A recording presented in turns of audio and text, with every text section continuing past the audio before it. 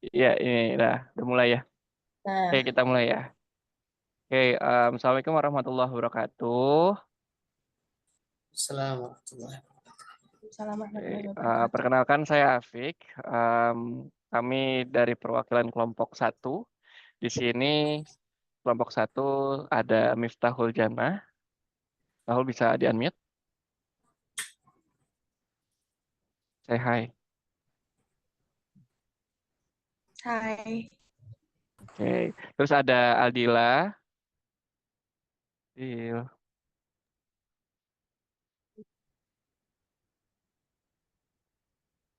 Oke, lalu ada Pak Mufli.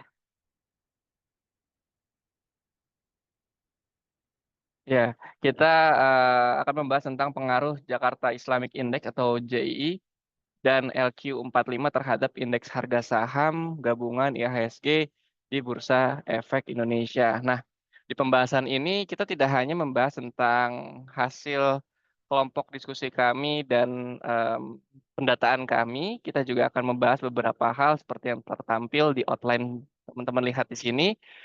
Ada latar belakang penelitian, termasuk tentang latar belakang mengapa sih kita harus melakukan investasi syariah, apa sih tujuannya, macam-macamnya seperti apa itu yang akan kita bahas. Dan selanjutnya teman-teman bisa lihat akan ada membahas tentang kajian teori JI dan sebagainya, ada metodologi penelitian, ada data JI dan seterusnya sampai ke kesimpulan dan saran. Yuk kita lanjut ke halaman berikutnya. Nah, jadi latar belakang penelitian ini pasar modal Indonesia tuh memiliki dua jenis indeks utama. Ada yang syariah seperti JII yang mengikuti prinsip-prinsip Islam dan juga indeks konvensional seperti LQ45 yang berbasis pada saham-saham unggulan dan likuiditas yang tinggi. Nah, pemisahan ini mencerminkan pendekatan yang berbeda dalam berinvestasi gitu ya. Jadi kedua indeks ini memiliki peran yang strategis untuk mencerminkan segmentasi kelompok investor di Indonesia gitu ya. Jadi dalam praktiknya pergerakan JI dan LQ45 ini dapat memberikan sinyal terhadap arah pergerakan IHSG. Ya, IHSG ini kan merupakan indeks yang mencerminkan kinerja keseluruhan pasar saham di Indonesia gitu. Namun masih banyak ketidakjelasan mengenai seberapa besar kontribusi JI dan LQ45 terhadap IHSG. Sehingga perlu ada kajian yang lebih mendalam untuk bisa mengetahui hubungan keterkaitan pengaruh keduanya. Nah, di penelitian ini dilakukan menggunakan data bulanan periode Januari 2015 hingga September 2019 untuk memperoleh gambaran yang konsisten dan representatif dalam jangka panjang. Yuk kita lihat selanjutnya. Nah, di sini aku melanjutkan dari latar belakang penelitian tersebut kita hubungkan dulu tentang apa sih investasi syariah, tujuannya seperti apa dan macam-macam, serta saham syariah itu apa aja dan indeksnya bisa dilihat di mana aja. Yuk kita lihat yang pertama tentang investasi syariah. Apa sih itu? Jadi investasi syariah adalah penanaman modal yang dilakukan sesuai dengan prinsip-prinsip syar'i atau Islam. Terus juga menghindari riba, ketidakpastian, dan juga spekulasi. Nah, tujuannya untuk memperoleh keuntungan yang tidak hanya duniawi, namun juga yang berkaitan dengan keberkahan akhirat. Gitu. Nah, tujuannya mengapa sih kita lakukan investasi syariah? Nah, ini menjaga harta dari inflasi dan resiko penurunan nilai, terus mendapatkan pendapatan pasif yang lebih halal, terus juga memberdayakan ekonomi umat, terus mendorong pertumbuhan sektor usaha sesuai syariat. Sehingga bisa dikatakan ya kitanya untung di duniawi dan juga untung di akhirat nanti. Nah, macam-macam investasi syariah itu bervariasi. Seperti teman-teman lihat di sini ada 5 deposito, emas dan logam mulia, ada reksadana syariah, ada obligasi dan sukuk syariah, termasuk saham syariah yang menjadi fokus utama dalam pembahasan presentasi kita hari ini. Nah, saham syariah itu apa sih? Jadi ini adalah saham perusahaan yang kegiatan usahanya itu ya ini tidak bertentangan dengan prinsip-prinsip syariah. Jadi terdaftar di daftar efek syariah yang biasa diterbitkan oleh OJK dan ini tidak perusahaannya gitu ya tidak terlibat dengan industri yang berkaitan dengan riba, alkohol, perjudian, dan lain-lain yang tentunya itu bertentangan dengan Islam. Nah, selanjutnya indeks saham syariah itu bisa dilihat di mana sih? Bisa dilihat di Jakarta Islamic Index, bisa dilihat di Indeks Saham Syariah Indonesia atau ISSI, dan juga lainnya seperti itu.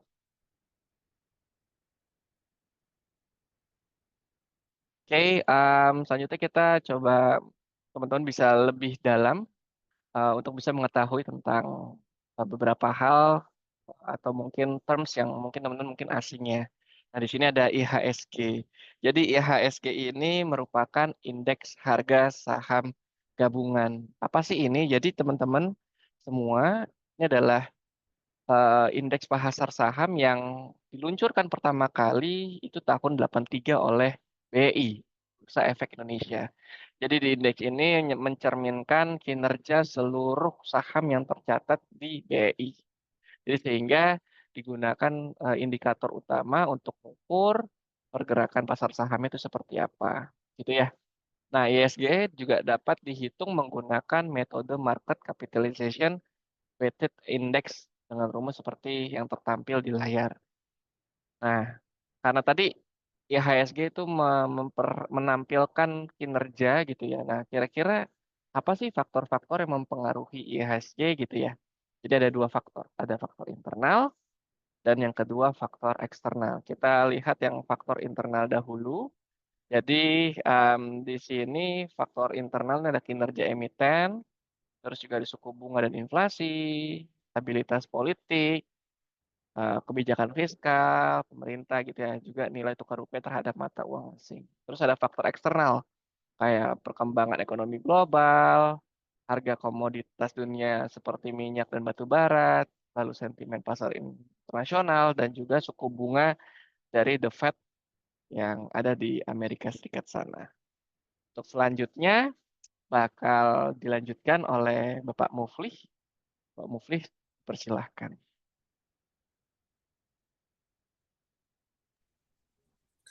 Ya, terima kasih kepada Mas Efik.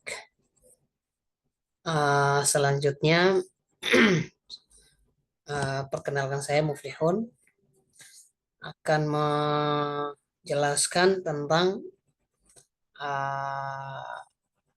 Jakarta Islamic Index dan seterusnya. Jakarta Islamic Index ini diluncurkan pada tahun 2000 sebagai indeks saham syariah pertama di Indonesia. Indeks ini mencakup saham-saham yang memenuhi prinsip syariah yang ditetapkan oleh Dewan Syariah Nasional Majelis Ulama Indonesia. Saham Jakarta Islamic Index prinsipnya itu dia tidak boleh bergerak di dalam usaha-usaha atau perusahaan-perusahaan yang melanggar prinsip-prinsip syariah. Misalnya tentang perusahaan-perusahaan yang bergerak di bidang alkohol misalnya, memproduksi alkohol, perjudian dan riba dan sejenisnya. Selanjutnya, kriteria pemilihan saham dalam Jakarta Islamic Index. Yang pertama, saham syariah yang masuk dalam ISSI dan telah tercatat selama 6 bulan terakhir. Yang kedua, dipilih 60 saham berdasarkan urutan rata-rata kapitalisasi pasar tertinggi selama setahun terakhir. Dari ke-60 saham itu dipilih 30 saham berdasarkan rata-rata nilai transaksi harian di pasar reguler tertinggi. Yang nomor 4, 30 saham yang tersisa adalah saham terpilih. Penyaringan semacam ini dilakukan secara berkala, yaitu 2 kali setahun, yang berlangsung dari Mei ke November gitu ya. Namun BEI mencatat ada beberapa saham yang terus masuk dalam daftar Jakarta Islamic Index 10 tahun terakhir, semacam ADRO dan sejenisnya ini. Lanjut.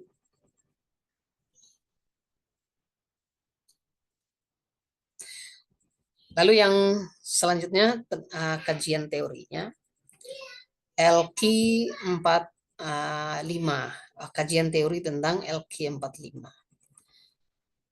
Indeks LQ45 diperkenalkan pada tahun 1994 oleh BEI sebagai alat untuk mengukur kinerja saham-saham unggulan yang memiliki likuiditas tinggi dan kapitalisasi pasar besar. Indeks ini terdiri dari 45 saham yang dipilih berdasarkan kriteria tertentu seperti volume perdagangan, nilai transaksi, dan fundamental perusahaan. LQ45 sering dijadikan acuan oleh para investor untuk mengidentifikasi saham-saham blue chip yang potensial dan stabil. Selanjutnya, kriteria pemilihan saham dalam LQ45. Kriteria itu pertama, saham tersebut harus memiliki kondisi keuangan yang baik dan potensi pertumbuhan nilai transaksi perusahaan yang tinggi. Yang kedua, saham harus terdaftar minimal selama 3 bulan. Lalu saham harus masuk dalam 60 saham dengan nilai transaksi tertinggi di pasar reguler selama 1 tahun terakhir. Akan dipilih 45 saham berdasarkan kapitalisasi pasar, likuiditas, dan frekuensi transaksi.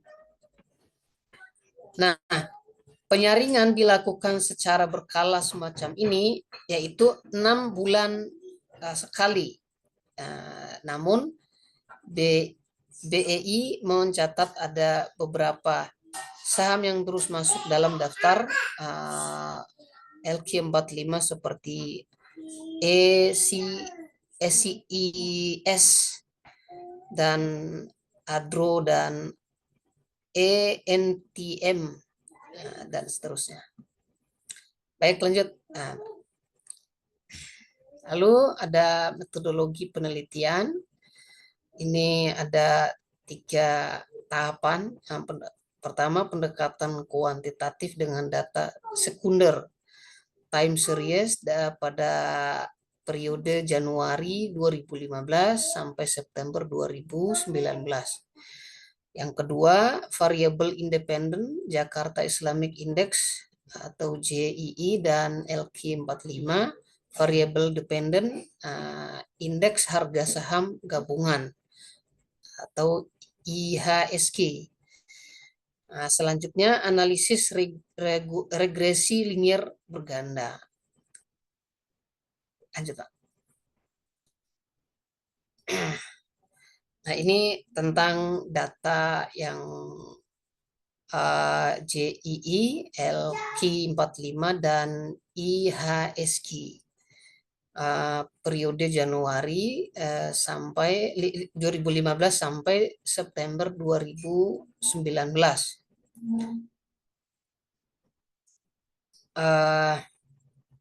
Ya, selanjutnya analisis tentang analisis tren JII, tren LQ45, tren IHSG. Secara umum ketiga indeks ini mengalami fluktuasi atau naik turun begitu, yang mengikuti dinamika pasar modal Indonesia. Ketiganya cenderung bergerak searah, tetapi dengan tingkat volatilitas yang berbeda. IHSG sebagai indeks gabungan mencerminkan pergerakan seluruh saham di BEI, dan karenanya tren IHSG mengikuti pola gabungan dari JII dan LQ45. Dari tren ini kita bisa melihat bahwa LQ45 lebih dominan dalam menentukan arah IHSG dibandingkan JII. Namun JII tetap memiliki peran penting sebagai indikator pasar syariah. Temuan tren ini nantinya akan diuji secara kuantitatif melalui analisis reguler linear berganda. Lanjut.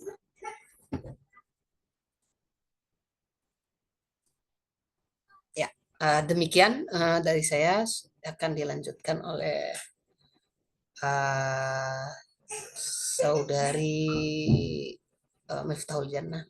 Silakan.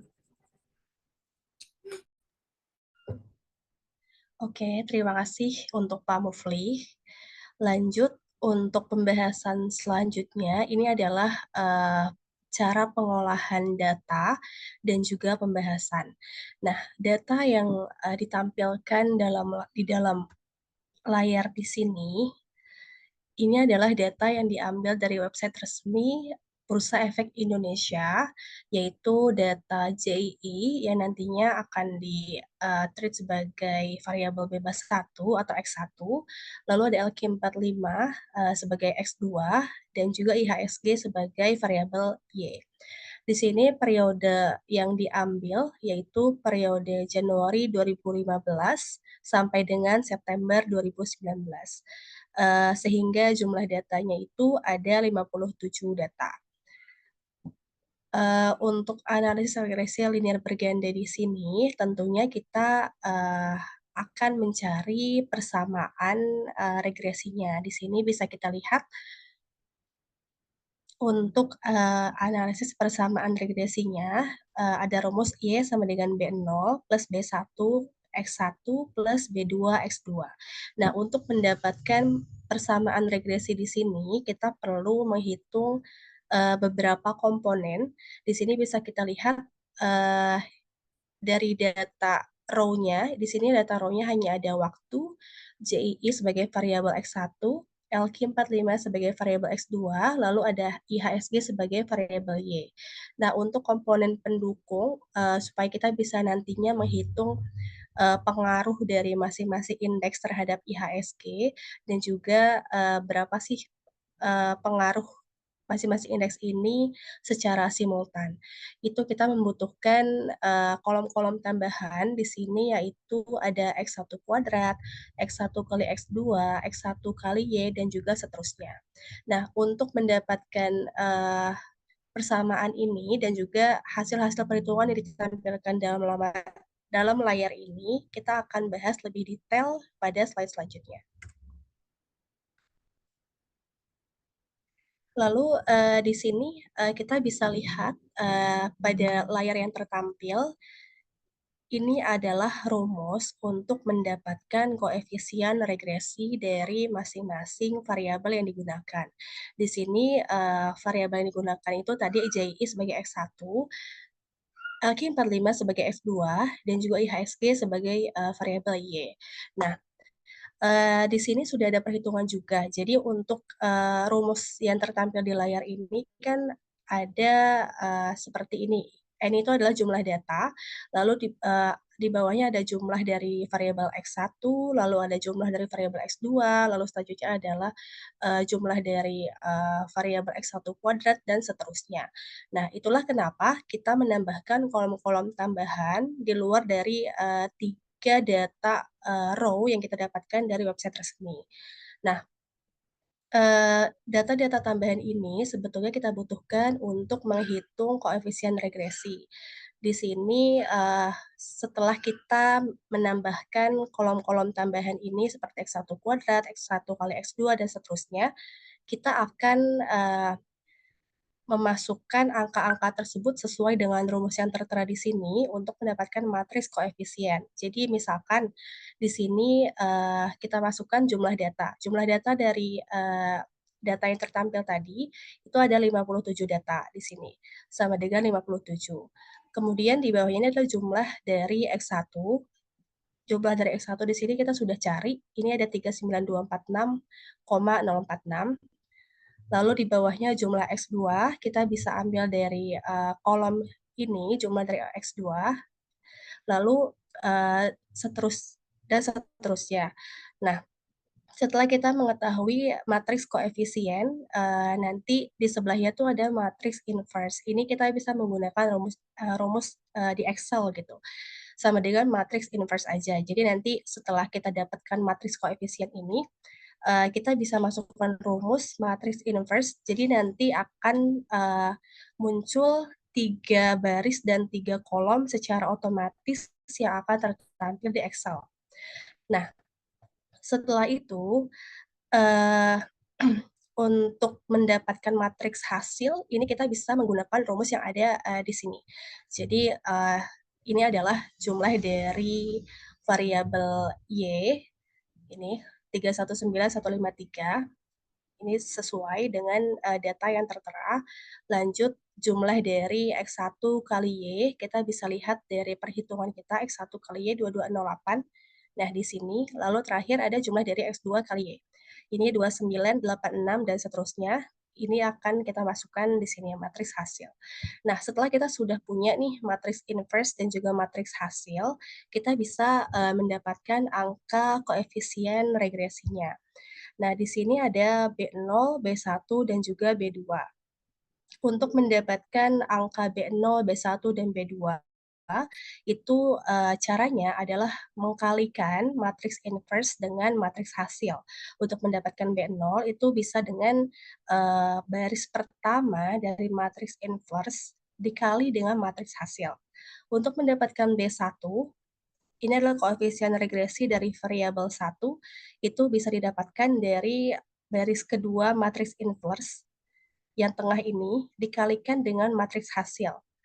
Lalu untuk mendapatkan B2, ini adalah koefisien regresi dari variabel X2, itu bisa didapatkan dari baris ketiga dari matriks inverse, ini yang terakhir, dikalikan dengan matriks hasil, semua kolom yang ada di sini. Nah, setelah semua rumusnya itu sudah kita kalkulasikan, maka dapatlah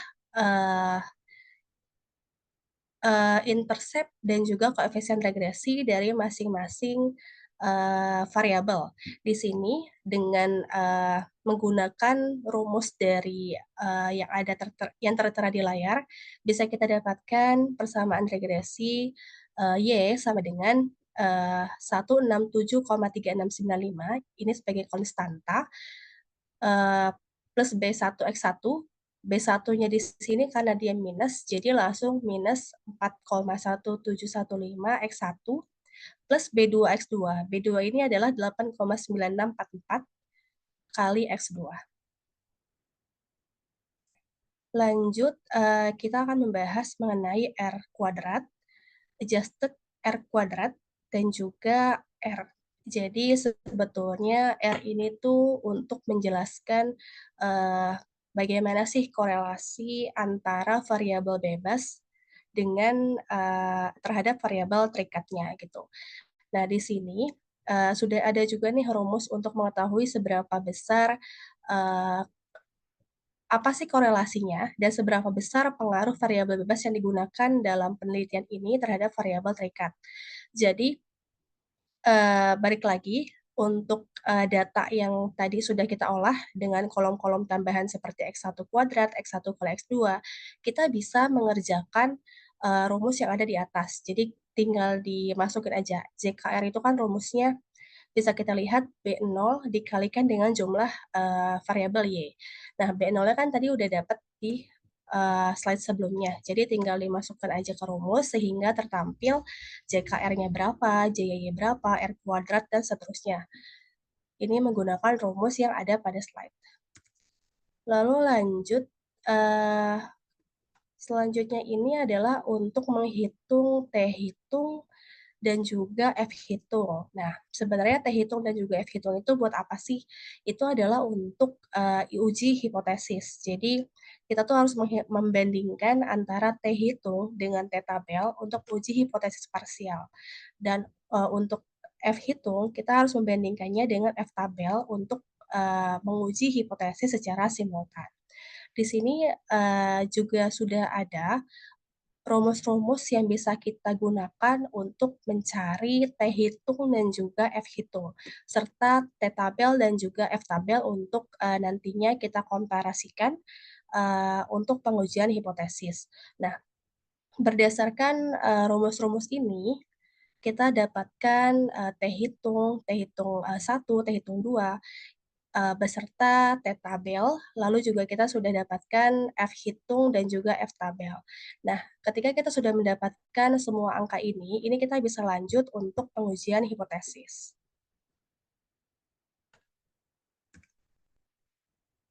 Nah, di sini kita masuk ke analisis data.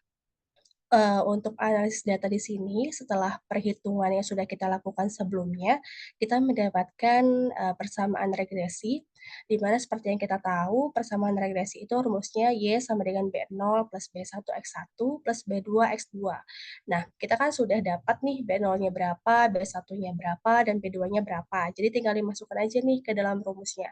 Y sama dengan B0 167,3695 ini sudah kita dapatkan berdasarkan kalkulasi sebelumnya. Plus B1, B1 di sini kita dapatkan minus 4,1715. X1 plus B2 X2. B2-nya itu kita dapatkan 8,9644 X2. Nah, berdasarkan persamaan regresi tersebut, kita bisa katakan konstanta sebesar 167,3695 menunjukkan jika nilai JI dan LQ450, maka nilai IHSG adalah 167,3695. Lalu, untuk nilai koefisien X1 sebesar minus 4,1715.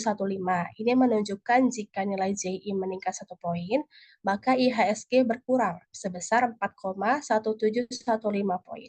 Antara JI dan juga IHSG berbanding terbalik. Lalu selanjutnya, nilai koefisien X2 sebesar 8,9644.